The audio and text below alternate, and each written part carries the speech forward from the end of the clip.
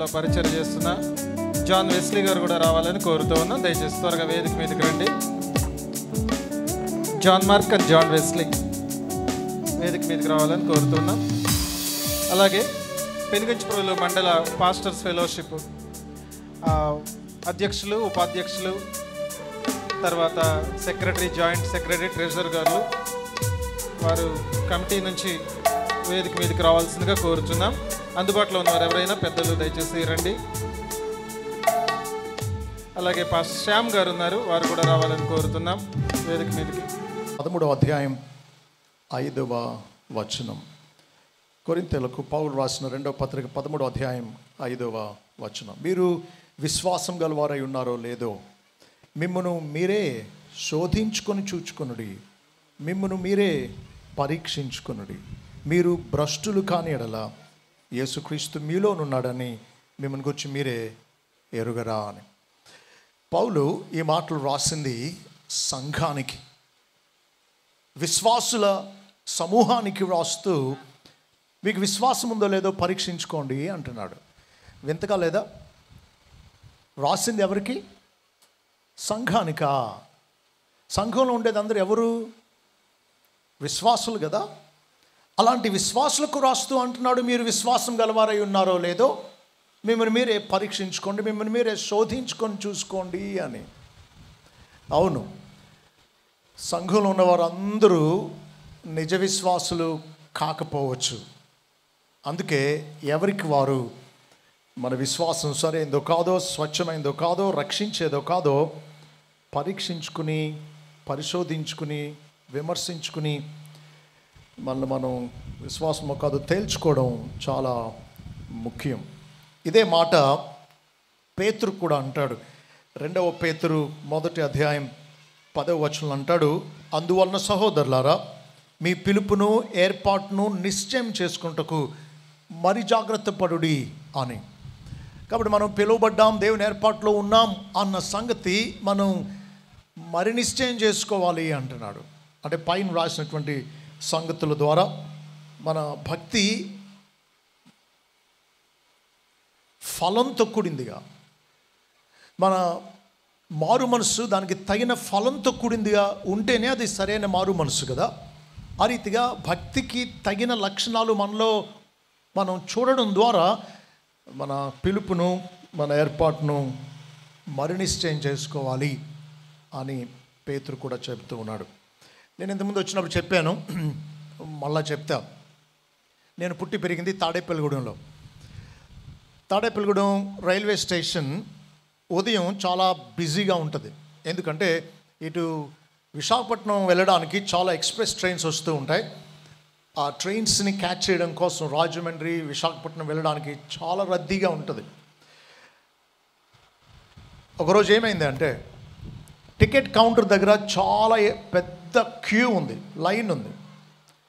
ఒక అతను ట్రాఫిక్లో ఇరుక్కుని లేట్ అయిపోయాడు, ట్రైన్ టైం అయిపోయింది. తీరా లోపలికి వచ్చి ప్లాట్ఫామ్ కౌంటర్ దగ్గర చూసేటప్పటికి లైన్ మాత్రం చాలా పెద్దగా ఉంది. ఈ లైన్ కదులుతున్నట్టు కనబట్లా. ఇక టికెట్ కొనుక్కుని ట్రైన్ వచ్చేలోగా ప్లాట్ఫామ్ మీదకి వెళ్ళలేనేమో అనుకుంటూ ఉన్నాడు. ఈలోగా ఒక అతను వచ్చి, ఏ ఊరు వెళ్ళాలయా అని అడిగాడు. విశాఖపట్నం వెళ్ళాలి అన్నాడు. మరేంటి ఇప్పుడు వస్తే ఎలా కుర్తో, చూసావా లైన్ అంత పొడుగ్గా ఉందో? అదే ఆలోచిస్తున్నాను ఎలాగా అని అంటే, అప్పుడు అతను అంటాడు, ఇదిగో ఇప్పటి వరకు నా స్నేహితుడు ఒకడు లైన్లో నిలబడి టికెట్ కొనుక్కున్నాడు విశాఖపట్నం వెళ్ళడానికి. ఈలోగా అతనికి ఫోన్ వచ్చింది, వేరే అర్జెంట్ పని మీద తను ఈ ప్రయాణాన్ని విరమించుకుని వెళుతూ నాకు ఈ టికెట్ ఎవరికైనా 10 రూపాయలు తక్కువకి అమ్మిపెట్టు అని నాకు ఇచ్చాడు, నీకు కావాలా చెప్పు అన్నాడు. ఏంటి అసలు టికెట్ కొనుక్కోవడానికే టైం సరిపోదు, క్యూ ఎంత పొడుగ్గా ఉందనుకుంటే అప్పటికప్పుడు టికెట్ దొరుకుతుందా, అది కూడా 10 రూపాయలు తక్కువకే, భలే అనుకున్నాడు. ఒక 80 రూపాయల టికెట్ 70 రూపాయలకే కొనేశాడు, జేబులో పెట్టుకున్నాడు. ప్లాట్ఫామ్ మీదకి వెళ్ళకముందు ఒక్కసారి ఈ లైన్లో ఉన్న వాళ్ళందరి వైపు ఒక సానుభూతి చూపు విసిరాడు. అయ్యో పాపం, ఎంతసేపు నుంచి నిలబడ్డారో, వీళ్ళకి టికెట్ తీసుకుని ట్రైన్ క్యాచ్ చేయడానికి టైం సరిపోదు, అదృష్టం అంటే నాది, అలా వచ్చాను, అలా దొరికేసింది, 10 రూపాయలు తక్కువకే అని సంబరపడుతూ ప్లాట్ఫామ్ మీదకి వెళ్ళాడు. ట్రైన్ వచ్చింది, బండి ఎక్కాడు, కాలు మీద కాలు వేసుకుని కూర్చుని అద్దె పేపర్ తీసుకుని చదువుతూ ఉన్నాడు. ఈలోగా టీటీఈ టికెట్ అంటున్నాడు. అందరూ టికెట్ ఇస్తున్నారు. పెన్తో డేటు, ఎక్స్ప్రెస్ ట్రైన్ సర్చార్జ్ కట్టిందో ఉందో లేదో, ఫుల్ టికెటో హాఫ్ టికెటో ఇవన్నీ కూడా టిక్ కొట్టి ఎవరి టికెట్ వాళ్ళకి తిరిగి ఇస్తూ ఉన్నాడు. ఈలోగా ఇతని దగ్గరికి వచ్చాడు. పేపర్ చదువుతున్న అతని వైపు కూడా చూడకుండా జేబులోంచి టికెట్ తీసి ఇలా ఇచ్చాడు. మరుక్షణం ఆ టికెట్ని పేపర్ మీదకి టప్పని ఇసిరేసి సరైంది అన్నాడు. అది ఆ రోజుల్లో 5 రూపాయల ప్లాట్ఫామ్ టికెట్. ఎంత కొన్నాడు? 70 రూపాయలు కొన్నాడు. తప్పు ఎవరిది చెప్పండి? కొన్నవాడదా, అమ్మినవాడదా? మిగతా వాళ్ళకి ఎందుకు అమ్మలా, నీకే ఎందుకు అమ్మాడు? నువ్వు కొంచెం అమాయకంగా కనబడ్డావు. నువ్వు చదువుకుని ఉండకపోవచ్చు, నువ్వు డేట్ ఇవన్నీ వెరిఫై చేసుకోవడానికి నీకు అంత జ్ఞానం ఉండకపోవచ్చు అని నీకు అంటగట్టాడు. అసలు టికెట్ కౌంటర్ దగ్గర కొంటేనే మోసాలు జరుగుతాయి. మాకు ముంబైలో అలాగే జరిగింది. అలాంటిది ఎవడో అమ్మితే కొనేసి ట్రైన్ ఎక్కేయడమే. ఆ రోజు అతనికి కలిగిన అవమానం, అతను తీసుకెళ్ళి ఫైన్ వేసి ట్రైన్ దింపేయడం, లేదా ఇలాంటి అంతా జరగడం చాలా బాధాకరమైన సంగతి. అయితే అతను మోసపోయింది ఒక టికెట్ విషయంలో, అతను నష్టపోయింది ఒక ప్రయాణం. కానీ రక్షణ విషయంలో కానీ మనం మోసపోతే దీనికి నిత్య పర్యవసానాలు ఉంటాయి. అందువల్ల ఒక్కసారి మన టికెట్ తీసుకుని ఇది సరైందా కాదా పరీక్షించుకోవడం మంచిది. పౌలు అన్న మాట మరొకసారి జ్ఞాపకం చేసుకుందాం. మీరు విశ్వాసం గలవారై ఉన్నారో లేదో మిమ్మల్ని మీరే పరీక్షించుకోండి, మిమ్మల్ని మీరే శోధించుకొని చూసుకోండి. మీరు భ్రష్టులు కానీ అట్లా యేసుక్రీస్తు మీలో ఉన్నాడని మిమ్మల్ని గురించి మీరే ఎరుగరా అన్నాడు. కాబట్టి మన విశ్వాసం సరైనది కాదో పరీక్షించుకోవడం అవసరం. కాబట్టి ఈరోజు మనం ఏం చేయబోతున్నాము అంటే, నిజ విశ్వాసం ఎలా ఉంటుంది 5 విషయాలు చూద్దాం. అంతేకాదు నిజ విశ్వాస యొక్క లక్షణాలు ఎలా ఉంటాయో అవి 3 రకాలు ఈరోజు చూద్దాం. దానికంటే ముందు ఈ విషయం గమనించండి. చెట్లు ఈ రోజుల్లో ఆఫీసుల్లో, ఇళ్లల్లో, కుండీల్లో చాలా చోట్ల మనం చూస్తూ ఉన్నాం. అయితే ఈ చెట్లు 2 రకాలు, ప్లాస్టిక్వి, అసలైనవి. చూసారా మీరు ప్లాస్టిక్ చెట్లు చూసారా? అసలు కంటే నిగనిగలాడుతూ ఉంటాయి. ఆ కలర్స్ అవి చాలా బ్రైట్గా ఉంటాయి. నేను ఒకసారి విజయవాడ ఎగ్జిబిషన్లో 2 ఇంత ఎత్తు ఉండే చక్కని రంగురంగులుగా ఉండే చెట్లు కొని ఇంట్లో పెట్టుకున్నాం. ఇవి ఎంతకాలానికి ఎదుగుతాయి చెప్పండి? ఏమండి, ఒక 4 సంవత్సరాలకి ఒక్క అంగుళం. ఎందుకు ఎదగవు అవి? అవి నిజమైన చెట్లు కాదు, వాటిలో జీవం లేదు, అది ప్లాస్టిక్. కొంతకాలానికి రంగు వెలిసిపోయింది. రంగు వెలిసిపోయిన ఈ ప్లాస్టిక్ చెట్లను మనం ఏం చేయలేం, కాబట్టి మేమే బయటపడేసాం. చాలామంది రక్షింపబడలేదు, యేసుక్రీస్తు వారిలో లేడు. కానీ వారు కొన్ని వేష భాషలు నేర్చుకున్నారు, క్రైస్తవ పదజాలాన్ని నేర్చుకున్నారు, క్రైస్తవ కొన్ని మాటలు, లేకపోతే కొన్ని పాటలు, లేకపోతే కొన్ని పద్ధతులు నేర్చుకున్నారు. క్రైస్తవులుగా చలామణి అవుతూ ఉన్నారు. సైతాను సర్వలోకాన్ని మోసపుచ్చేవాడు అని రాస్తుంది ప్రకటన గ్రంథంలో. సైతాన్ ఎవరు? సర్వలోకాన్ని మోసపుచ్చేవాడు. అయితే వాడి మోసాలకే అంతిమ మోసం ఏంటో తెలుసా? రక్షింపబడని వాళ్ళను రక్షింపబడినట్టు మోసపరుస్తున్నాడు. నీకు దర్శనం వచ్చిందా? పరలోకం నువ్వు కాకపోతే ఇంకెవరు వెళుతారు? నీకు స్వస్థత కలిగిందా? నీదే పరలోకం. నువ్వు క్రైస్తవ కుటుంబంలో పుట్టావా? నువ్వే పరలోకం వెళ్ళేది. మందిరం కట్టించావా? నీదే పరలోకం అన్నట్టు సైతాను రక్షింపబడని వారిని రక్షింపబడినట్టు మోసగిస్తూ ఉన్నాడు. అయితే బైబిల్ మనల్ని చీకట్లో ఉంచలా. మన విశ్వాసం సరే ఎందుకు కాదో పరీక్షించుకోమని పదే పదే బైబిల్ మనల్ని హెచ్చరిస్తూ ఉంది. కాబట్టి మనం ప్లాస్టిక్ మొక్కలమా, నిజమైన మొక్కలమా? నకిలీ విశ్వాసులమా, నిజంగా రక్షింపబడిన దేవుని బిడ్డలమా? ఇది మనం ఈరోజు ఎవరికి వారమే పరీక్షించుకోవాలి. ఎందుకు అంటే మత్తయి సువార్త 7వ అధ్యాయం 21 నుంచి జ్ఞాపకం చేసుకుందాం. ప్రభు తానే ఇలా అన్నాడు, ప్రభువా ప్రభువా అని నన్ను పిలుచు ప్రతివాడు పరలోక రాజ్యంలో ప్రవేశింపడు, కానీ పరలోకమందు నా తండ్రి చిత్తం చొప్పున చేయువాడే ప్రవేశించును అన్నాడు. కాబట్టి ప్రభువా ప్రభువా అని ఆయనను ప్రార్థించడం, ఆయన మీద గౌరవం కనపరచడం కాదు మనల్ని పరలోకానికి చేర్చేది. అలా పిలిచే వాళ్ళు అనేక మంది ఉన్నారు, కానీ అలాంటి వాళ్ళందరూ పరలోకం వెళ్ళడానికి ప్రభు తానే చెప్పాడు.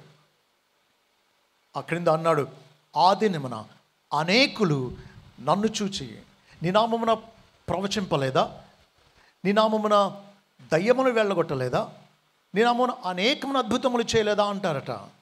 వారిని చూసి ప్రభు అనబోతూ ఉన్నాడు, అక్రమము చేయవారులారా, నేను మిమ్మల్ని ఎన్నడూ ఎరుగను, నా ఇద్దరు నుండి పొండి అంటాడట. ప్రభు నామం పేరట అద్భుతాలు చేసినటువంటి వాళ్ళు, ప్రభు నామం పేరట ప్రవచించినటువంటి వాళ్ళు, ప్రభు నామం పేరట దయ్యాలు వెళ్ళగొట్టినటువంటి అనేక మంది రేపు నరకంలో ఉండబోతున్నారని ప్రభు తానే చెప్పాడు. అలాంటప్పుడు విశ్వాసులుగా చాలామంది అవుతున్నటువంటి మనలో ఎంతమంది నిజమైన విశ్వాసులమో ప్రశ్నార్థకమే. ఒక హాస్యాస్పదమైన కల్పింపబడిన కథ చూడండి. ఒక మేక అనుకుందట, ఏంటి మొత్తం సింహాన్ని చూసి అన్ని జంతువులు పారిపోతున్నాయి, నాకు దానికి తేడా ఏంటి, నన్ను చూసి ఎందుకు భయపడి పారిపో, నేను కూడా దానికిలాగా అవ్వాలి అని చెప్పి గాండ్రించడం నేర్చుకుందట. సింహంలాగా ప్రాక్టీస్ చేసింది, కొంతకాలానికి సింహంలా గాండ్రించడం అలవాటు అయ్యింది. ఇంకా ఏంటి దానికి నాకు తేడా, టీవీగా నడవడం, అది కూడా ప్రాక్టీస్ చేసిందట, టీవీగా నడవడం. ఇంకేంటి సింహానికి నాకు తేడా అని మిగతా జంతువులను అడిగితే అవి అన్నాయట, ఒకటే తేడా, నువ్వు ఎక్కడున్నావు, సింహాలేమో వాటి స్థలంలో ఉన్నాయి, నువ్వు అక్కడికి వెళ్ళడమే తేడా అంటే అలాగా అని చెప్పి కాండ్రించుకుంటూ టీవీగా సింహాలున్న చోటకి నడుచుకుంటూ వెళుతూ ఉందట. తర్వాత ఏం జరిగి ఉండొచ్చో మీరు ఊహించవచ్చు. చాలామంది కొన్ని మార్చుకున్నారు. ఇద్దరు స్నేహితులు చాలా కాలం తర్వాత సొంత ఊరు వచ్చారు. సముద్రపు గట్టు నుండి ఆ ఊరికి వచ్చి నడుచుకుంటూ వెళుతూ ఉంటే అక్కడ ఒక ఓడ ఉంది, కొత్తగా ఉంది. ఇప్పుడు అన్నాడంట, అరే మన ఊరికి కొత్త ఓడ కొని తెచ్చినట్టున్నారా అనగానే పక్కతను అన్నాడంట, పాదేరా దానికి రంగేశారు అన్నాడట. చాలామంది పైపై రంగు పులుముకున్నారు, అంతరంగం మారలా. అదే ప్రభు అన్నాడు మత్తయి సువార్త 18వ అధ్యాయం 3వ వచనంలో, మీరు మార్పు నొంది బిడ్డల వంటి వారైతేనే కానీ పరలోక రాజ్యంలో ప్రవేశింపురని మీతో నిశ్చయంగా చెప్పుచున్నాను అని. నిజమైన మార్పు లేనటువంటి వారు పరలోకం వెళ్ళరు, పైకి ఎన్ని వేష భాషలు నేర్చుకున్నా సరే. మన విశ్వాసం సరైనది కాదో మనం పరీక్షించుకుందాం. అయితే ఏంటండి పరీక్షించుకుంటే, అంటే మాకు పరీక్షించుకోవడానికి ఏది సరైన విశ్వాసం, ఏది సరైన విశ్వాసి లక్షణం అనే ప్రశ్నకు ఇప్పుడు సమాధానం చూద్దాం. నిజమైన రక్షించే విశ్వాసం ఎలా ఉంటుందో దానికి ఉండే చాలా లక్షణాలు చెప్పుకోవచ్చు, కానీ 5 లక్షణాలు ఈరోజు మనం చూద్దాం. నేను కావాలనే రక్షించే విశ్వాసం అంటూ ఉన్నాం. అంటే రక్షించని విశ్వాసం కూడా ఉంటుందా? అవుననే అనాలి. ప్రభు సర్వోన్నతుని దేవుని కుమారుడు అన్న సంగతి దయ్యాలకు తెలుసా తెలియదా? మరి అవి రక్షింపబడతాయా? యాకోబు రాస్తూ అంటున్నాడు, యాకోబు పత్రిక 2వ అధ్యాయం 19వ వచనంలో, దేవుడు ఒక్కడే నువ్వు నమ్ముచున్నావు అలాగూ నమ్ముట మంచిదే, దయ్యములను నమ్మి వణకుచున్నవి అన్నాడు. కాబట్టి కేవలం నువ్వు వాస్తవాలను నమ్మడం రక్షణ కాదు. ఒక ఆయన ఇలా అన్నాడు, యేసుక్రీస్తు 2000 సంవత్సరాల క్రితం సిలువపై మరణించాడు అనడం చరిత్ర, కానీ యేసుక్రీస్తు 2000 సంవత్సరాల క్రితం సిలువలో నా కోసం మరణించాడు అని అనడం విశ్వాసం, రక్షించే విశ్వాసం. కాబట్టి కొన్ని చారిత్రక సత్యాలను, వాస్తవాలను అంగీకరించినంత మాత్రాన మనం పరలోకం వెళ్ళాం. మన విశ్వాసం రక్షించే విశ్వాసం అయి ఉండాలి, సేవింగ్ ఫెయిత్ అయి ఉండాలి. అలాంటి రక్షించే విశ్వాసం ఎలా ఉంటుందో దాని లక్షణాలు ఏంటో చూద్దాం. మొదటిది, యేసుక్రీస్తును నమ్మడం కాదు, యేసుక్రీస్తునే నమ్మాలి. మళ్ళీ చెప్తున్నాను, మనం రక్షింపబడాలి అంటే మనకు అవసరమైన విశ్వాసం యేసుక్రీస్తు దేవుడు అని నమ్మడం కాదు, యేసుక్రీస్తే దేవుడు అని నమ్మాలి. యేసుక్రీస్తే పరలోక రాజ్యానికి ఏకైక మార్గం అని నమ్మాలి. యోహాను సువార్త 14:6లో ప్రభు తానే అన్నాడు, నేనే మార్గమును, సత్యమును, జీవమును, నా ద్వారానే తప్ప ఎవడను తండ్రి వద్దకు చేరలేడు అన్నాడు. కాబట్టి రక్షింపబడాలి అని అంటే ఎటువంటి విశ్వాసం కనపరచాలి? యేసుక్రీస్తును మాత్రమే నమ్మాలి. నాకు యేసు ప్రభు అంటే కూడా ఇష్టమండి, నీకు నరకమే. మీలో ఎవరైనా పెళ్ళైనటువంటి స్త్రీ భర్త నువ్వు కూడా నాకు భార్య అంటే ఊరుకుంటుందా? పెళ్ళైన ఏ పురుషుడైనా నువ్వు కూడా నాకు భర్తే అని ఏ స్త్రీ అయినా అంటే ఊరుకుంటాడా? మనుషులమైన మనమే నువ్వే నాకు భర్త లేదా నువ్వే నాకు భార్య అనాలని, అలా కట్టుబడి ఉండాలని కోరుతూ ఉన్నామే. అలాంటిది సృష్టికర్త అయిన దేవుడు ఆయనను మాత్రమే నమ్మాలని ఆయన ఆశించదా? ఇది న్యాయం కాదా? దేవుడు కాని వాటిని దేవుడు అంటూ దేవుణ్ణి కూడా నువ్వు వాటితో కలపడం. చాలామంది అనుకుంటారు అన్ని ఫోటోలతో పాటు ప్రభు ఫోటో కూడా పెడితే ప్రభువుని ఏదో గౌరవిస్తున్నాం అనుకుంటున్నారు. కాదు, ఆయనను అవమానపరుస్తూ ఉన్నారు. నిజమైన రక్షించే విశ్వాసం యేసుక్రీస్తునే నమ్ముతుంది.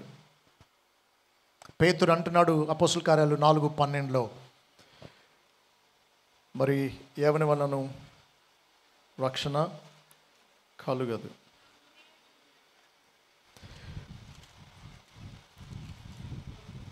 అంటున్నాడు, మరి ఎవని వలన రక్షణ కలుగదు, ఈ నామముననే మనం రక్షణ పొందవలను కానీ ఆకాశం క్రింద మనుషులు ఇవ్వబడిన మరి ఏ నామమున రక్షణ పొందలేము అన్నాడు. కాబట్టి బైబిల్ చాలా స్పష్టంగా చెబుతుంది ఏంటంటే, రక్షింపబడాలి అంటే యేసుక్రీస్తును మాత్రమే నమ్మాలి. మిగతా కోట్ల నామాల్ని పక్కన పడేయాలి అంతే, వాటిని విసర్జించాలంతే. యేసు ప్రభువు ఒక్కడే దిక్కు, ఆయన ఒక్కడే మన కోసం ప్రాణం పెట్టి తిరిగి లేచాడు, ఆయన ఒక్కడే మనం రక్షించే బలాఢ్యుడు, రక్షించగల సమర్థుడు. కాబట్టి యేసు ప్రభువును ఒక్కడనే నమ్మేది నిజమైన రక్షించే విశ్వాసం. రెండవ లక్షణం రక్షించే విశ్వాసం ఉండేది క్రియలతో కూడినదే రక్షించే విశ్వాసం. నేను రక్షింపబడ్డానండి అని చెప్తారు, కానీ జీవితం మారదు చాలామందికి. అలాంటి వాళ్ళు నిజంగా రక్షింపబడినట్టు కాదే. అందుకే కదా యాకోబు పత్రిక 2వ అధ్యాయం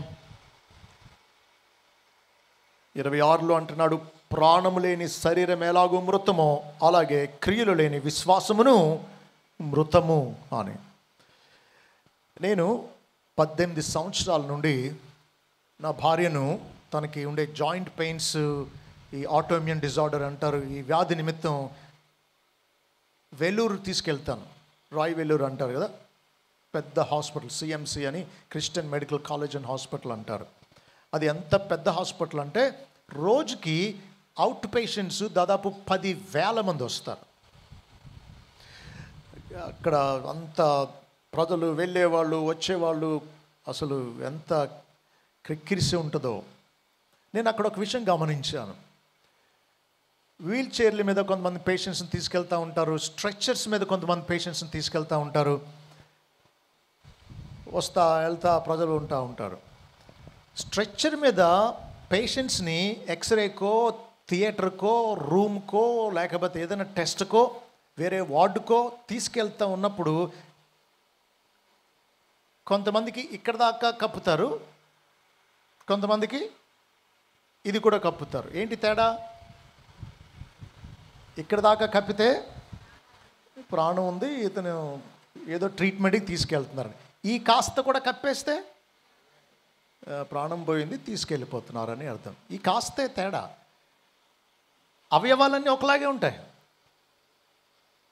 కానీ ప్రాణం ఒక్కటే లేదు. ఇది కూడా కప్పేసిన వాళ్ళకు. అలాగే చాలామంది నిజ విశ్వాసులు, నకిలీ విశ్వాసులు దాదాపు ఒకలాగే ఉంటారు. వాళ్ళ దగ్గర బైబిల్ ఉంటుంది, వీళ్ళ దగ్గర బైబిల్ ఉంటుంది. వాళ్ళు పాటలు పాడతారు, వీళ్ళు పాటలు పాడతారు. వాళ్ళు మందిరానికి వస్తారు, వీళ్ళు మందిరానికి వస్తారు. ప్రధానమైన తేడా ఏంటంటే మారు మనసు తగిన క్రియలు, ఫలం రక్షింపబడిన వారిలో ఉంటుంది. మిగిలినటువంటి వారిలో కేవలం నమ్మేమంటారు, వారిలో క్రియలు ఉండవు. కాబట్టి నిజంగా రక్షింపబడితే వారిలో ఏముండాలి? క్రియలు ఉండాలి. ఒక పల్లెటూరు అతను వాళ్ళ ఊళ్ళో ఉండేటువంటి పెద్ద కాలువను పొలం పనులు చేసుకోవడానికి అవతల పక్కకి దాటడానికి బల్లకట్టు ఎక్కించుకుని అవతల పక్కకి దాటిస్తాడన్నమాట. లేదా చిన్న దోణిలో ఎక్కించుకుని అవతలకి దాటిస్తాడు. 2 తెడ్లతో ఆ దోణెను నడిపిస్తాడు. అందరూ ఎక్కిన తర్వాత బయలుదేరాక మధ్యలోకి వెళ్ళాక ఒకటి వదిలేసి ఒక తెడ్డే తిప్పుతాడట. అప్పుడు అది ముందుకు వెళ్ళడానికి బదులు గుండ్రంగా అక్కడే తిరుగుతూ ఉంటుందంట. ఏంటయ్యా నువ్వు చేసేదంటే ఇది వదిలేసి ఒక్కటే తిప్పుతూ ఉంటాడట. ఏంటయ్యా ఎలా చేస్తున్నావు అంటే అది ఇలా తిరుగుతూ ఉంటే అప్పుడు దీని మీద ఏముందో చూడండి, దీని మీద ఏముందో చూడండి అంటాడంట. ఒకదాని మీద విశ్వాసం అని వ్రాసాడు, మరొక దాని మీద క్రియలు అని వ్రాసాడు. ఏది లేకపోయినా మరొకటి వృధాయే. నీకు విశ్వాసం లేకుండా ఏదో దాన ధర్మాలు చేస్తాను, నేను పుణ్యకార్యాలు చేస్తాను అని అనడం నిన్ను రక్షించదు. నీకు మార్పు లేకుండా నేను నమ్మాను, నేను విశ్వసించాను అన్న నీ విశ్వాసం సరైంది కాదు. అప్పుడు ఇక ఆ రెండు కలిపి తిప్పుతూ క్రియలతో కూడిన విశ్వాసమే నిన్ను రక్షించేది అని వాళ్ళకి చక్కగా సింపుల్గా బోధించి అవతల పక్కకు చేరుస్తాడట. నిజమైన రక్షించే విశ్వాసంలో క్రియలు ఉంటాయి. మారు మనసు తగిన మార్పు ఫలాలు ఉంటాయి. మూడవది, రక్షించే విశ్వాసం పరీక్షకు నిలిచే విశ్వాసం. 1 పేతురు 1:7 అంటున్నాడు, నశించిపోవు సువర్ణం అగ్ని పరీక్ష వలన శుద్ధపరచబడుచున్నది కదా, దానికంటే అమూల్యమైన మీ విశ్వాసం ఈ శోధనల చేత పరీక్షకు నిలిచినదై యేసుక్రీస్తు ప్రత్యక్షమైనప్పుడు మీకు మెప్పును మహిమయు ఘనతయు కలుగుటకు కారణమగును అంటున్నాడు. బంగారాన్ని శుద్ధి చేయడానికి యాసిడ్ లేకపోతే సోపు ఇవేమీ పనిచేయవు. అగ్నిలో పుటం వేస్తేనే బంగారం శుద్ధి అవుతుంది. నశించే బంగారాన్నే అగ్ని పుటం వేసి శుద్ధి చేస్తూ ఉంటే దానికంటే అమూల్యమైన విశ్వాసాన్ని దేవుడు పరీక్షల ద్వారా, శ్రమల ద్వారా పరీక్షించి శుద్ధి చేస్తాడు. చూడండి, మీరు ఏదైనా పెద్ద బంగారం షాప్కి వెళ్ళి మీ పాత బంగారం లేదా పాత వస్తువు ఇచ్చి మీరు కొత్తది ఏదో వేరే వస్తువు కొనాలనుకోండి, ఎక్స్చేంజ్ చేయాలనుకోండి. మీ పాత బంగారం లేదా మీ పాత వస్తువుని ఏం చేస్తాడు? అవెన్ లాంటి ఒక క్రూసిబుల్ అంటారు, ఒక బాక్స్ ఉంటుంది, దాంట్లో పెట్టి ఆన్ చేస్తాడు. చాలా ఎక్కువ హీట్ ప్రొడ్యూస్ అవుతుంది. అంత వేడిలో ఇది స్వచ్ఛమైన బంగారమో కాదో తేలుతుంది అన్నమాట. ఇది నకిలీ బంగారం అనుకోండి, రోల్డ్ గోల్డ్ అనుకోండి, కరిగిపోతుంది. నిజమైన బంగారం అనుకోండి, చెక్కు చెదరదు, మిల్లీగ్రామ్ కూడా తేడా రాదు. కాబట్టి నిజమైన బంగారం పరీక్షను తట్టుకుంటుంది, అంత వేడిమిని కూడా తట్టుకుని నిలబడుతుంది. అలాగే నీ విశ్వాసం నిజమైంది అయితే, నీ విశ్వాసాన్ని బట్టి నీకు వచ్చిన, ప్రభువుని నమ్ముకున్నందుకు నీకు వచ్చినటువంటి హింసల్లో, కష్టాల్లో, శోధనలో, పరీక్షల్లో, అవమానాల్లో నువ్వు ప్రభుని విడిచిపెట్టకుండా నిలకడగా ఉంటావు. మా నాన్నగారు ఒక ఉదాహరణ చెప్తూ ఉండేవారు. ఒక ఆమె క్రొత్తగా ప్రభుని నమ్ముకుంది, మందిరానికి వస్తూ ఉంది, ప్రార్థనా కూడికకు వస్తూ ఉంది. నీ ఏమైనా అవసరాలు ఉన్నాయా నీ గురించి ప్రార్థించడానికి అని అంటే, అవునండి ప్రార్థన చేయండి ఈ విషయం అంది. ఏంటంటే, నేను 20 కోడిగుడ్లు పొదిగిస్తున్నానండి, ఈ 20 కూడా పిల్లలు అయ్యేటట్టు ప్రార్థన చేయండి అందట. ఏ కొత్తగా వస్తుందేమే అని చెప్పి ఆ విషయం కూడా అందరూ ప్రార్థన చేశారు. కానీ 4 పిల్లలు అయినాయి అంటే మిగతా అన్నీ వడిలిపోయినాయి అంట. ఏమి చూసింది, మీ యేసుబాబు మాకు అచ్చి రాలేదు అందట. ఇక నేను రాను మందిరానికి అందట. నీ కోడిగుడ్లు పిల్లలైతే ఆయన దేవుడును, నీ కోడిగుడ్లు పిల్లలు అవ్వకపోతే ఆయన దేవుడు కాదా? ఇదే నీ విశ్వాసం. ఉపకారాల కోసం ప్రభువుని వెంబడించే, ప్రభువును వాడుకోవాలని చూసేది నిజమైన విశ్వాసమే కాదు. ప్రభు నామాన్ని బట్టి మనకి ఎన్ని హింసలు వచ్చినా నిలబడేదే నిజమైన విశ్వాసం. దేవుడు పరలోకాన్ని విడిచిపెట్టి నీ కోసం సిలువ ఎక్కాలా? నువ్వు ప్రభు కోసం చిన్న హింస, చిన్న అవమానం భరించవా? నీది విశ్వాసం ఎలాగవుతుంది అసలు? ఒక అబ్బాయి కాలేజీలో చదువుకుంటూ చర్చికి వెళుతూ ఉన్నాడు బైబిల్ పట్టుకుని. స్నేహితులు అందరూ అన్నారంట, రే నువ్వు వెళ్తే వెళ్ళావు కానీ నువ్వు క్రైస్తవుడని అందరికీ తెలియాలా, బైబిల్ తీసుకెళ్తున్నావు పబ్లిక్గా అని. అంటే ఈ అబ్బాయి అన్నాడంట, ఈ బైబిలే రా నన్ను మార్చింది. మీరు ఈ వయసులోనే తాగుబోతులైపోయి పాడైపోయారు, చెడిపోయారు. నేను నీతిగా బ్రతకడానికి బైబిలే కారణం, చేత్తో కాదురా నెత్తి మీద పట్టుకెళ్తాను, ఎవడు అడిగేది అన్నాడంట. ప్రభు గురించి సిగ్గుపడడం, ప్రభు నమ్ముకున్నందుకు వచ్చే హింసలకు బెదరడం అనేది నకిలీ విశ్వాసుల లక్షణం. నిజమైన విశ్వాసులు ప్రభు కోసం అవసరమైతే ప్రాణం పెడతారు. ప్రభు శిష్యులు అందరూ హతసాక్షులు అవ్వలేదా? నిజమైన విశ్వాసులు పరీక్షకు నిలబడతారు. రక్షించే విశ్వాసం నుండి 4వ లక్షణం ఏంటి అంటే, క్రీస్తును ప్రేమించేదే నిజమైన రక్షించే విశ్వాసం. ఆజ్ఞల్లో ప్రధానమైన ఆజ్ఞ ఏంటి?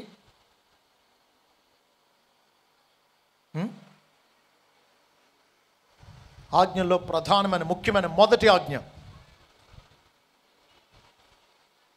నీ దేవుడైన ప్రభువును నీ పూర్ణ హృదయంతోనూ, పూర్ణ ఆత్మతోనూ, పూర్ణ బలంతోనూ ప్రేమించమన్నాడు. అలా చెప్పిన బైబిల్ ఆ దేవుడే యేసుక్రీస్తుగా ఈ లోకానికి వచ్చాడు అని స్థాపించడం కోసం ఎఫెసీ 6:24లో ఏమందో తెలుసా బైబిల్? మన ప్రభు అయిన యేసుక్రీస్తును శాశ్వతమైన ప్రేమతో ప్రేమించే వారికి అందరికీ కృప కలుగునుగాక. ఎఫెసీ 6:24. కాబట్టి యేసుక్రీస్తును శాశ్వతమైన ప్రేమతో ప్రేమించే వారందరికీ కృప కలుగుతుంది. అయితే ఇదే బైబిల్ 1 కొరింథీ 16:22లో ఏమంటుందో తెలుసా? 1 కొరింథీ 16:22, ఎవడైనాను ప్రభువును ప్రేమింపకుంటే వాడు శపింపబడునుగాక అని. ప్రభువుని ప్రేమించకపోతే శాపమే, ప్రభువుని ప్రేమిస్తేనే కృప. కాబట్టి దేవుణ్ణి ప్రేమించడమే ప్రధానమైన ఆజ్ఞ. ఆ దేవుడు యేసుక్రీస్తుకి ఈ లోకానికి వచ్చాడు, ఆయన్ని ప్రేమిస్తేనే నీది నిజమైన విశ్వాసం. యేసు ప్రభువును ప్రేమించన్నది నిజమైన విశ్వాసం కాదు. బైబిల్లో మీరు చూస్తే ప్రభువుని ప్రేమించడం, ప్రభునందు విశ్వాసం ఉంచడం రెండు ఒక నాణ్యానికి ఉండే 2 ప్రక్కలు లాంటివి. మీకు చాలా వచనాలు చూపించగలను. యేసుక్రీస్తు దేవుడని నమ్మడమే కాదు, ఆయనను మనం హృదయపూర్వకంగా శాశ్వతమైన ప్రేమతో ప్రేమించాలి. 1వ శతాబ్దంలో ప్రభు ఉన్నప్పుడు ప్రభుని ప్రేమించిన వాళ్ళు ఎలా ప్రేమించారో ప్రభు తానే వివరించాడు. యోహాను 16:27, యోహాను 16:27లో అంటున్నాడు, మీరు నన్ను ప్రేమించి నేను దేవుని యొద్ద నుండి బయలుదేరి వచ్చేది నమ్మితిరి గనుక తండ్రి తానే మిమ్మను ప్రేమించుచున్నాడు. చూడండి, వాళ్ళు నమ్మింది ఎందుకు? ప్రేమించి నమ్మారు. మరి నమ్మని వాళ్ళు ఎందుకు నమ్మలా? ఆయన్ని ద్వేషించబట్టి నమ్మలా. కాబట్టి నిజమైన రక్షించే విశ్వాసంలో ప్రభు పట్ల ప్రేమ ఉంటుంది. 2వ తిమోతి పత్రిక 1వ అధ్యాయం 13వ వచనంలో అంటున్నాడు, యేసుక్రీస్తునందు ఉంచవలసిన విశ్వాస ప్రేమలు కలిగిన వాడవై అంటున్నాడు. యేసుక్రీస్తులో ఉంచవలసింది విశ్వాసం ఒకటే కాదు, విశ్వాస ప్రేమలు ఉంచాలి. అంటే నిజమైన విశ్వాసం ప్రభువుని ప్రేమిస్తుంది. నువ్వు ప్రభువుని ప్రేమించకుండా ఆయన విశ్వాసం ఉంచలేవు, ఆయన విశ్వాసం ఉంచకుండా ఆయనను ప్రేమించలేవు. ప్రభువుని ప్రేమిద్దాం, శాశ్వతమైన ప్రేమతో ప్రభువుని ప్రేమిద్దాం. అదే రక్షించే విశ్వాసం. ప్రభువుని ప్రేమించకపోతే శాపమే, నాశనమే, నరకమే. 5వది, నిజమైన రక్షించే విశ్వాసం దేవుణ్ణి ఊరకనే ప్రేమిస్తుంది, ఊరకనే విశ్వసిస్తుంది. అంటే అర్థం, యోబు గ్రంథం 1వ అధ్యాయం 9 నుంచి చదువుతున్నాను చూడండి. యోబు ఊరకయే దేవునందు భయభక్తులు గలవాడాయన అని అపవాది ఆయనను అడిగాడు. ఏంటి వాడి ఉద్దేశం? యోబు ఊరకనే దేవునందు విశ్వాసం భయభక్తులు కలిగిన వాడా కాదు అని అపవాది యోబు మీద అభియోగం మోపుతున్నాడు. యోబు దేవునందు భయభక్తులు కలిగి ఉన్నది ఎందుకట? ఊరకే కాదట. ఎందుకంటున్నాడు? నీవు అతనికిని అతని ఇంటి వారికిని అతనికి కలిగిన సమస్తమునకును చుట్టూ కంచె వేసేటివి కదా. నీవు అతని చేతి పనిని దీవించుట చేత అతని ఆస్తి దేశంలో బహుగా విస్తరించి ఉన్నది. అయినను నీవు ఇప్పుడు నీ చేయి చాపి అతనికి కలిగిన సమస్తమును మొత్తం ఎట్లా అతడు నీ ముఖమెదుటనే దూషించి నిన్ను విడిచిపోవునని యెహోవాతో అనగా. చూడండి, సైతాను యోబు లాంటి విశ్వాసుల మీద మోపే అభియోగం ఏంటో తెలుసా? నిన్ను నమ్ముకున్నది ఊరకే అనుకుంటున్నావా? నువ్వు దీవించావు, అందుకే నిన్ను నమ్ముకున్నారు. నువ్వు దీవెని తీసే నిన్ను నీ ముఖం మీదే దూషించి నిన్ను వదిలేస్తారు. వాడు ఉద్దేశం ఏంటంటే నిజ విశ్వాసులు ఊరకనే నమ్మట్లా, ఏదో ఆశించి నమ్ముతున్నారు. ఉపకారాల కోసం నీ మీద ఆధారపడుతున్నారు. కానీ నువ్వు కానీ పరీక్ష పెట్టి శ్రమ పెట్టావా నిన్ను వదిలేస్తారు అంటున్నాడు సైతాను. కానీ దేవుడు రుజువు చేసింది ఏంటో తెలుసా? యోబు నా ఇందు భయభక్తులు కలిగి ఉన్నది, నేనేదో ఇచ్చానని నేనేదో ఇస్తానని కాదు, నేను దేవుణ్ణి కాబట్టి నమ్మాడు. అంతా తీసేసుకో, అయినా విశ్వాసంతో ఉంటాడు చూసుకో అన్నాడు. అదే యోబు గ్రంథం యొక్క సారాంశం. నిజమైన విశ్వాసం దేవుణ్ణి ఊరకనే నమ్ముతుంది. ఆయన దేవుడు కాబట్టి నమ్ముతుంది. ఆయన ఏదో మేలు చేస్తాడని చేశాడని కాదు. ఆయన మేలు చేయకపోయినా నిన్ను పుట్టించడమే, నిన్ను రక్షించడమే సాటి లేని నిత్యమైన మేలు. మా సంఘంలో ఒక సహోదరి ఉండేది. ఆమెకు మెడ నుంచి కిందకి ఏమీ పనిచేసేవి కాదు. చిన్నప్పుడు 5 సంవత్సరాల వరకు బాగానే ఉండేది. ఏదో జ్వరం వచ్చి ఆమె కీళ్ళన్నీ వసూలు పడిపోయినాయి. తర్వాత 16వ సంవత్సరంలో 3 చక్రాల సైకిల్ మీద స్కూల్కి వస్తూ ఉండేది. మళ్ళా తనకు అనారోగ్యం వచ్చి మొత్తం చచ్చుబడిపోయినాయి. మంచం మీదే ఉండేది. మెడ క్రింద నుంచి ఏం పనిచేసేవి కాదు, తల మాత్రం చక్కగా ఆరోగ్యంగా ఉన్నట్టు ఉండేది. ఆమె ప్రభువుని నమ్ముకుంది.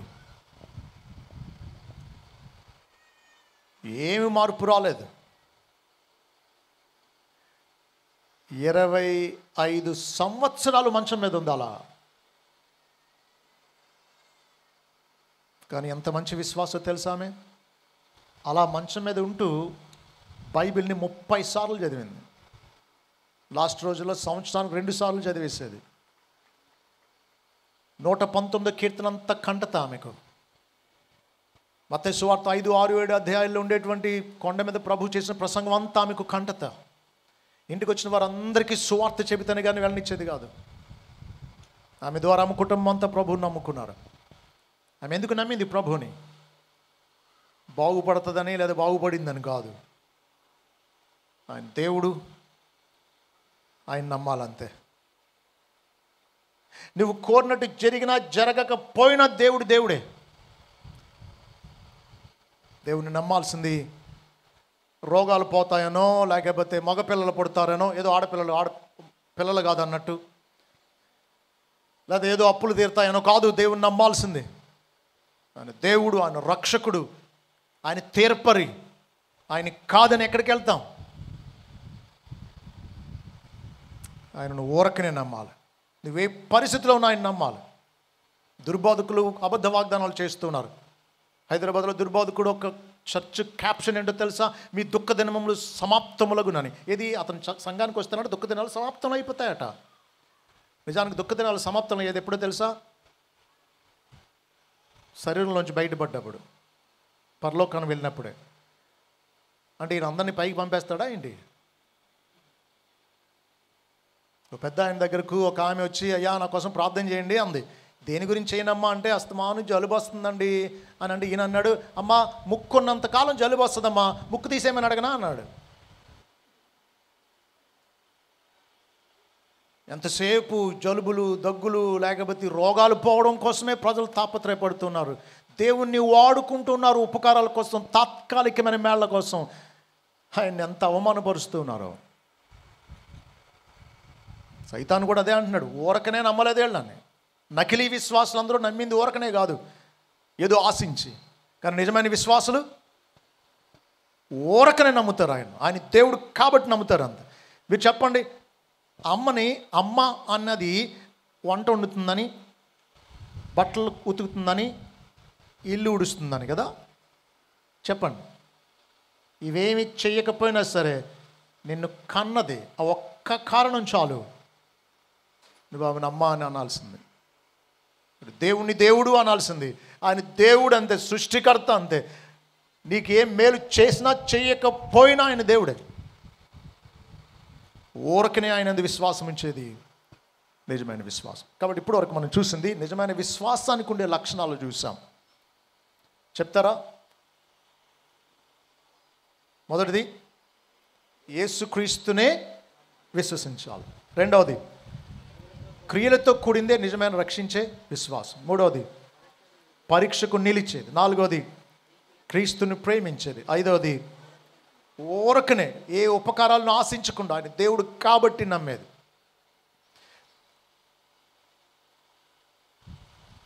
ఇప్పుడు ఇలాంటి రక్షించే విశ్వాసం కలిగి రక్షింపబడిన నిజ విశ్వాసకుండే లక్షణాలు ఏంటో చూద్దాం.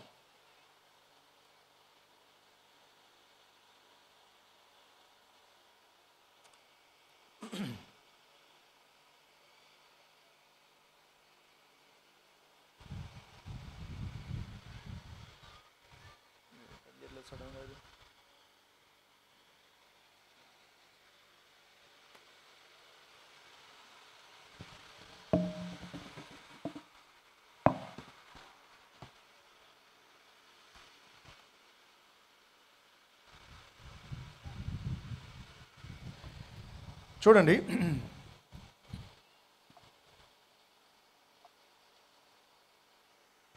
నిజ విశ్వాసికి ఉండే లక్షణాలు మూడు కోణాల్లో చూద్దాం. మొదటిది, దేవునితో అతనికి ఉండే సంబంధం ఎలా ఉంటుందో దాన్ని బట్టి చెప్పొచ్చు అతను నిజమైన విశ్వాసో కాదో. మొదటి లక్షణం ఏంటంటే, నిజ విశ్వాసి పరిశుద్ధాత్మ ద్వారా తండ్రితోనూ కుమారునితోనూ సహవాసాన్ని అనుభవిస్తాడు. 1 యోహాను 1వ అధ్యాయం 3వ వచనంలో అపోస్తలుడైన యోహాను రాస్తూ ఇలా అన్నాడు, మాతో కూడా మీకును సహవాసం కలుగునట్లు మేము చూచిన దానిని విని దానిని మీకును తెలియజేయుచున్నాము. మన సహవాసం అయితే తండ్రితో కూడాను ఆయన కుమారుడైన యేసుక్రీస్తుతో కూడాను ఉన్నది. 1 కొరింథీ 1వ అధ్యాయం 9వ వచనంలో పౌలు కొరింథీ సంఘానికి రాస్తూ ఈ మాట అన్నాడు, మన ప్రభు అయిన యేసుక్రీస్తుగాను తన కుమారుని సహవాసమునకు మిమ్మల్ని పిలిచిన దేవుడు నమ్మదగినవాడు. దేవునితో ఆయన కుమారునితో పరిశుద్ధాత్మ ద్వారా అన్యోన్యమైన సహవాసాన్ని సంబంధాన్ని కలిగి ఉంటాడు నిజమైన విశ్వాసి. అంతేకాదు, తండ్రిని ఆయన కుమారుని క్రీస్తును ప్రేమిస్తాడు నిజమైన విశ్వాసి.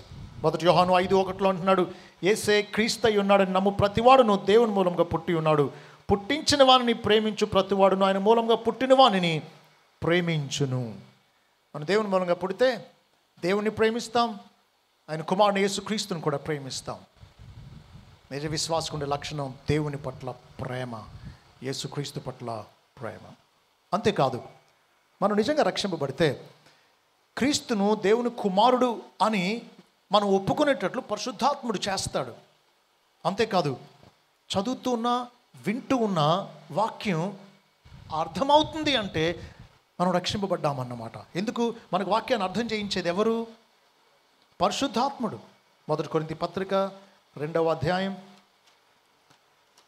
10, 11, 12 వచనాలు. 1 కొరింథీ 2:10 నుంచి అవుతున్నాం. మనకైతే దేవుడు వాటిని విశదపరిచును, వాటిని తన ఆత్మ వలన బయలుపరిచి ఉన్నాడు. ఆ ఆత్మ అన్నింటినీ దేవుని మర్మములను కూడా పరిశోధించుచున్నాడు.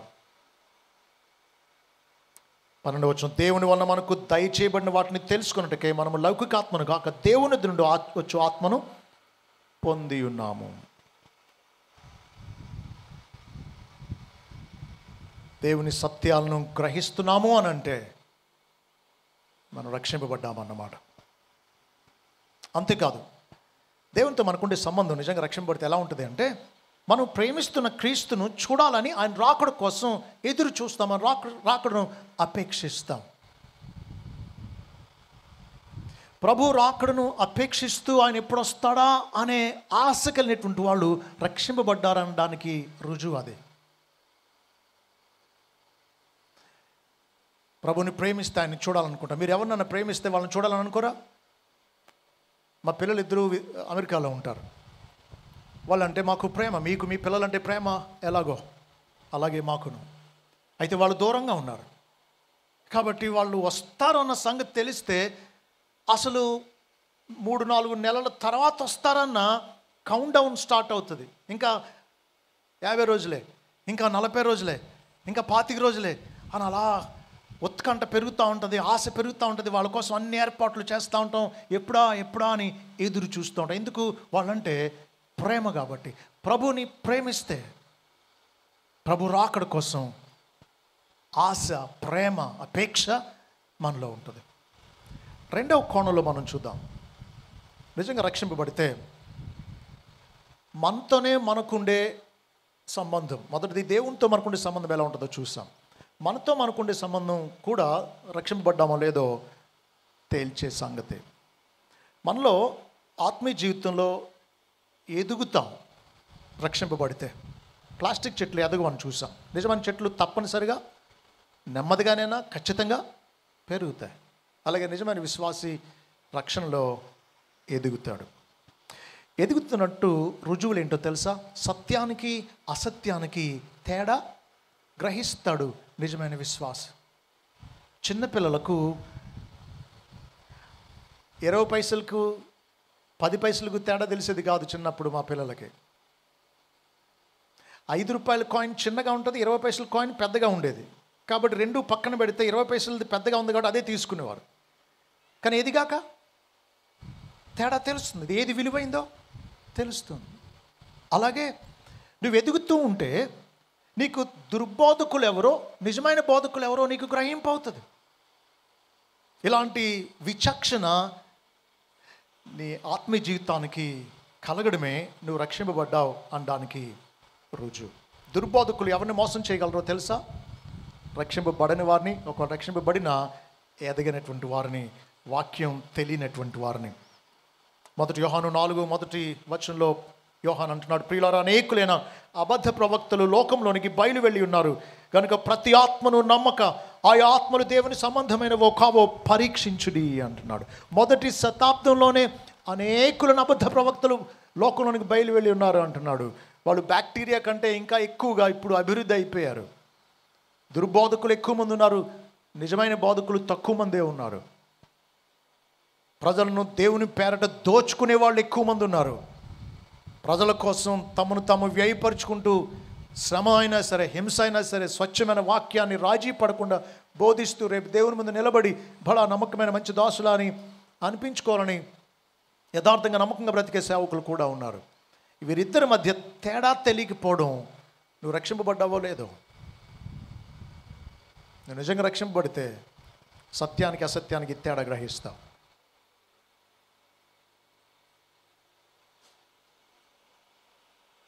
రెండవది, దేవుని పరిశుద్ధతను గురించి, తన పాపాన్ని గురించి తీవ్రమైన అవగాహన కలిగి ఉంటాడు నిజమైన రక్షింపబడిన వ్యక్తి. అంటే దేవుని పరిశుద్ధత అంతకంతకు ఇంకా అర్థమవుతూ ఉంటుంది. ఆయన పరిశుద్ధతను అర్థం చేసుకునే కొద్దీ మన పాపం అంతకంతకు మనకు అర్థమవుతూ ఉంటుంది. మీకు చిన్న ఉదాహరణ చెప్పనివ్వండి. ఈ ఫోకస్ లైట్స్ ఉన్నాయి కదా, వీటికి మనం దూరంగా ఉన్నప్పుడు మన డాగులు మచ్చలు స్పష్టంగా కనబడతాయా? దగ్గరికి వచ్చే కొద్దీ స్పష్టంగా కనబడతాయా?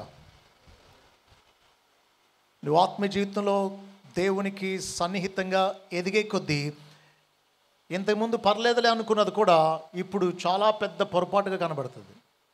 అబద్ధం దాన్నే ఉందిలే తప్పదు అనుకున్న నువ్వు ఎదిగే కొద్దీ అమ్మో దేవుడు సత్యవంతుడు, అబద్ధం సైతాన్ మూలంగా పుట్టేది, నేను ఎలా ఆడగలనని ఆయన దగ్గరకు వచ్చే కొద్దీ నీ పాపాలు ఇంకా ఘోరమైన పాపాలుగా కనబడతాయి. వెలుగు ఎలాగైతే దగ్గరికి వచ్చే కొద్దీ నువ్వు చూడలేనంత తేజస్సుగా ఉంటుందో, నువ్వు దేవుని దగ్గరికి వచ్చే కొద్దీ దేవుని పరిశుద్ధత నువ్వు తట్టుకోలేనంత భీకరమైనదిగా నీకు అర్థమవుతూ ఉంటుంది. దేవుడు ఇంకా ఎక్కువ పరిశుద్ధుడిగా, అంత గొప్ప దేవుని ఎదుట నువ్వు ఇంకా ఎక్కువ పాపిగా నువ్వు అవగాహన పొందుతావు. కాబట్టి ఏం జరుగుతుందో తెలుసా? పాపం తగ్గుముఖం పడుతుంది. పాపం తగ్గుముఖం పడుతుంది. అంతేకాదు విధేయత పెరుగుతూ ఉంటుంది. ఇది నిజంగా మనం రక్షింపబడితే మనలో ఉండే లక్షణం.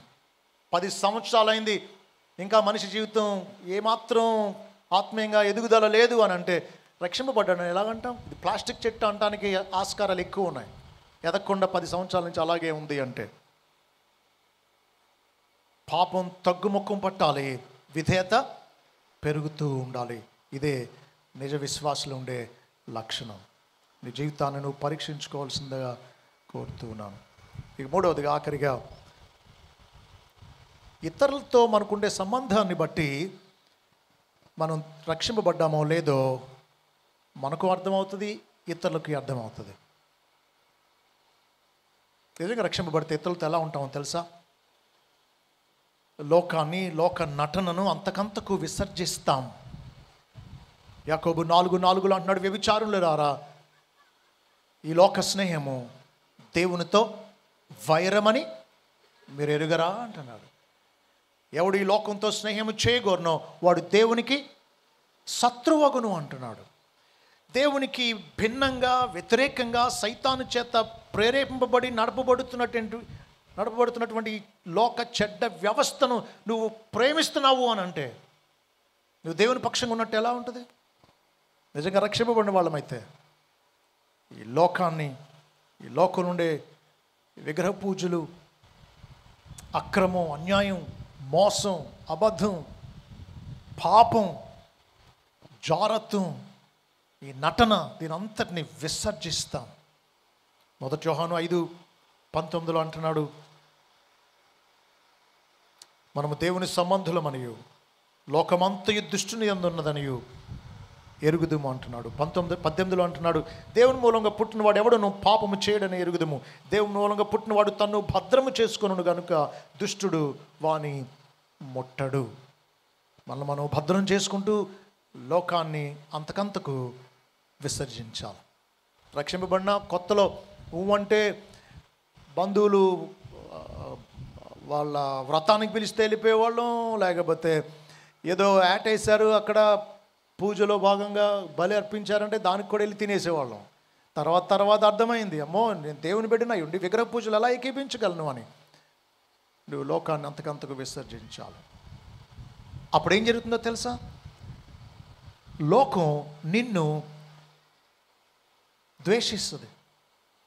కాబట్టి నువ్వు లోకం చేత నిరాకరింపబడుతూ ఉండడం ప్రభు కోసం నువ్వు నిజంగా రక్షింపబడ్డావు అనడానికి రుజువు. ఎందుకో చూడండి, యోహాను సువార్త 15వ అధ్యాయం 18 నుంచి 21 వరకు చదువుతున్నాను చూడండి. లోకము మిమ్మల్ని ద్వేషించిన మీకంటే ముందుగా నన్ను ద్వేషించనని మీరు ఎరుగుదురు. మీరు లోక సంబంధులైన ఎడల లోకము తన వారిని స్నేహించును, అయితే మీరు లోక సంబంధులు కారు. నేను మిమ్మల్ని లోకంలో నుండి ఏర్పరచుకుంటుని, అందుచేతనే లోకము మిమ్మను ద్వేషించుచున్నది. దాసుడు తన యజమానుని కంటే గొప్పవాడు కాడని మీతో చెప్పిన మాట జ్ఞాపకం చేసుకోండి. లోకులు నన్ను హింసించిన ఎడల మిమ్మల్ని కూడా హింసింతురు, నా మాట గైకొని ఎడల మీ మాట కూడా గైకొందురు అన్నాడు. అయితే వారు నన్ను పంపిన వారిని ఎరుగరు గనుక నా నిమిత్తము వీటన్నిటిని మీకు చేయుదురు అన్నాడు. కయీను హేబెల్ని ఎందుకు ద్వేషించాడు?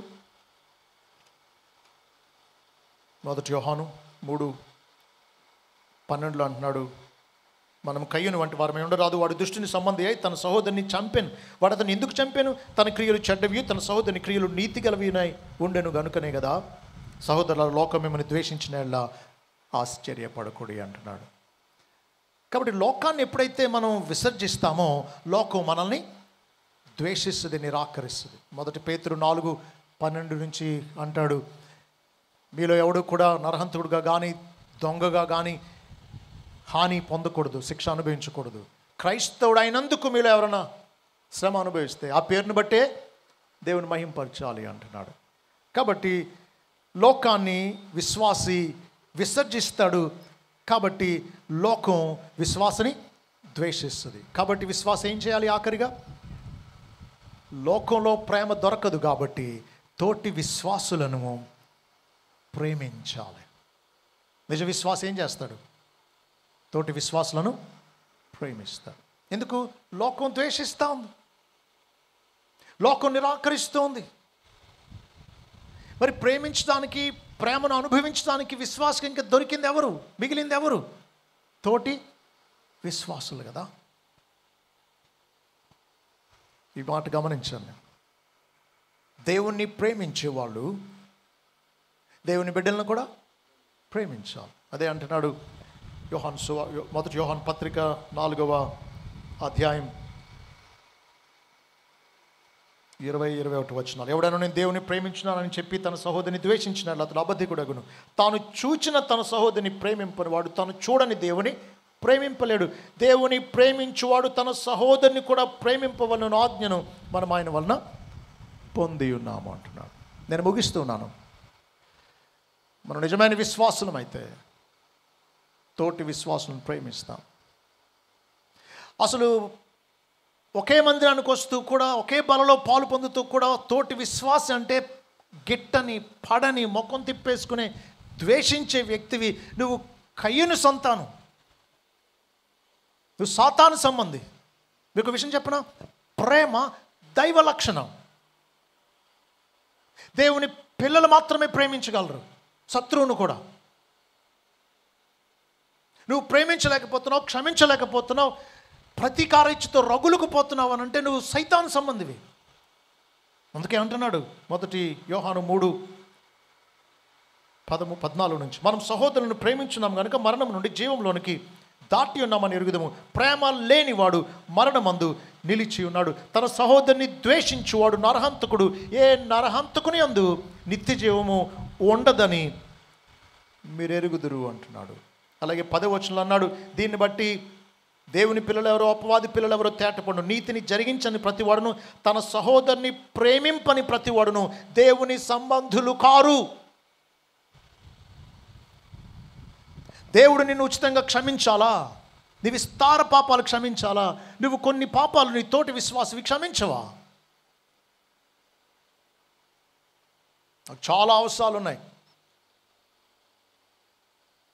కానీ నాకు మధ్యవర్తిగా నన్ను పెట్టి అప్పు ఎగ్గరగొట్టినటువంటి వాళ్ళు 2 లక్షలు 3 లక్షలు 4 లక్షలు ఎగ్గగొట్టేశారు. నేనే కట్టా. వాళ్ళు ఎప్పటికీ తీర్చడం నాకు తెలుసు, అయినా సరే నేనే కట్టా. మధ్యలో ఉన్నందువల్ల దేవా నేను వాళ్ళని క్షమిస్తున్నాను అంటున్నా. ఎందుకు? దేవుడు నాది ఇంకా ఎక్కువ క్షమించాలి. క్షమించే మనసు లేకపోతే మనం దేవుని సంబంధం కాదేమో. ప్రేమించే మనసు లేకపోతే మనం దేవుని బిడ్డలం కాదేమో. ఎందుకంటే ప్రేమ దైవ లక్షణం.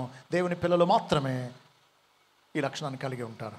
ద్వేషించడం, హత్య చేయడం ఇది సైతాను లక్షణం. వాడి పిల్లల్లో ఉండేది కూడా అవే లక్షణాలు. నిజమైన విశ్వాసం ఎలా ఉంటుందో చూసాం. నిజమైన విశ్వాస యొక్క లక్షణాలు ఎలా ఉంటాయో చూసాం. మన విశ్వాసం గలవారేమో ఉన్నామో లేదో మనం పరీక్షించుకుందాం. ఒకవేళ ఇప్పటికీ మనలో సందేహం ఉంటే, దేవా నాకు రక్షించే విశ్వాసం దయచే, నిన్నే నమ్ముతాను, నాలో మార్పు దయచే, ఎన్ని పరీక్షలు వచ్చినా నిలబడతాను, నిన్ను ప్రేమిస్తాను, నిన్ను దేవుడు కాబట్టి నాకు మేలు కలిగినా కలగకపోయినా ప్రేమిస్తాను, నీతోనూ ఇతరులతోనూ సరైన సంబంధం కలిగి ఉంటాను, పాపం తగ్గుముఖం పడుతూ విధేయత పెరుగుతూ ఉండేటట్లుగా సత్యాన్ని అసత్యాన్ని తేడా గుర్తిస్తూ మీ కోసం జీవిస్తాను అని దేవునికి ఈరోజే మాట ఇవ్వండి. ఇంతసేపు ఇక్కడ ఉండి ఎన్ని సంవత్సరాల నుంచి మీరు విశ్వాసులుగా చలామణి అవుతూ కూడా ఒకవేళ మీ విశ్వాసం సరైనది కాకపోగా మీరు దాన్ని పరీక్షించుకోకపోగా అలాగే మిమ్మల్ని మీరు మోసం చేసుకుంటే అంతకంటే దౌర్భాగ్యం ఇంకేముంటుంది ఆలోచించండి. దేవుడు మనందరికీ నిజ విశ్వాసాన్ని నిజ విశ్వాసంలోని లక్షణాలని అనుగ్రహించునుగాక. కళ్ళు మూసుకోండి, ప్రార్థన చేసుకుందాం.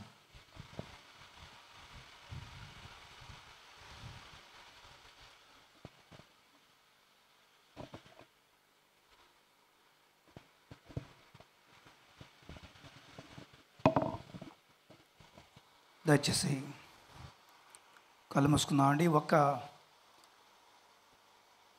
30 సెకండ్లు దయచేసి మీరు మౌనంగా ఉండి ప్రభుతో మాట్లాడాలని కోరుతున్నాను. మనసారా సిన్సియర్గా ప్రభుని అడగండి. ప్రభా, నేను ప్లాస్టిక్ మొక్కగా ఉండకూడదయ్యా.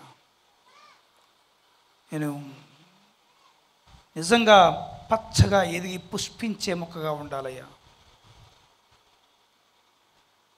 క్రైస్తవ్యం అంటే కేవలం కేరింతలు కొడుతూ నవ్వుతూ తుల్లుతూ ఆనందంగా గంతులు వేస్తూ సాగిపోయేది కాదు తండ్రి.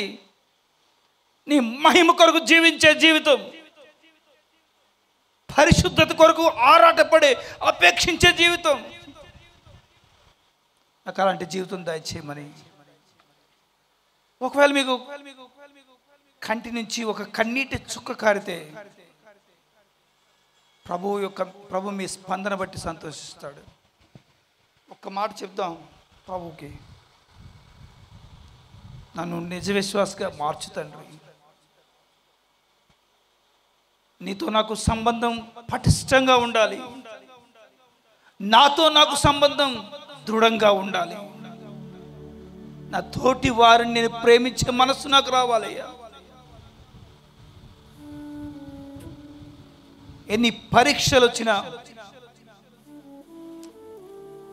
ఎన్ని శ్రమలు వచ్చినా, ఎన్ని హింసలు వచ్చినా నేను నీకోసం నిలబడతాను తండ్రి.